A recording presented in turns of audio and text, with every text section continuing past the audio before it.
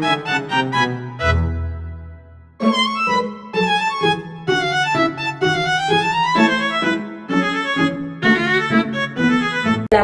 warahmatullahi ta'ala wa barakatuhu. My name is Shena Sisa Omar Tahi. Today, I will demonstrate and explain the basic volleyball skill called attacking or spiking.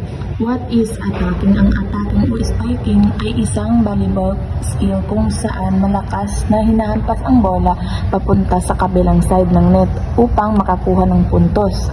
Karaniwan ito ang pangatlong galaw pagkatapos ng maayos na set. Mga tamang position ng katawan at approach. Ngayon, titignan natin ang mga tamang position at galaw. Humarap sa net. I-relax ang katawan at maging handa. Bahagyan, baluktutin ang tuhod. Para sa right hand, gamitin ang 3-step or 4-step approach. Step, kaliwa, tapos talon.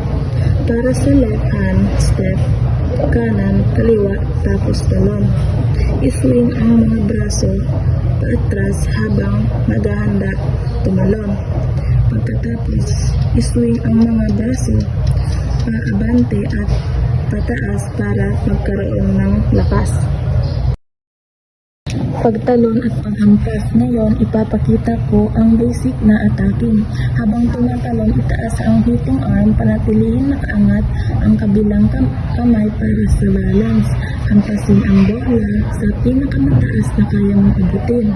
Gamitin ang bukas na kamay at snap ang pwesto para mababa ang bola.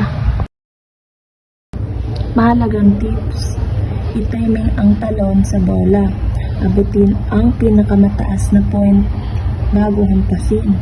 Gamitin ang buong katawan, hindi lang braso. I-snap ang puso sa control. I-target ng maayos ang direksyon ng bola. Paalala sa kaligtasan, lagi gawin ang galaw ng maingat. Huwag pilitin ang mataas na talon kung hindi kaya. Siguraduhin maayos ang paglapag para maiwasan ang injury. Huminto agad kung may nararamdamang sakit.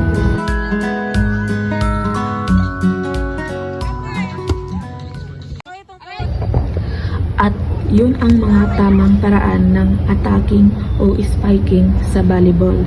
Thank you for watching!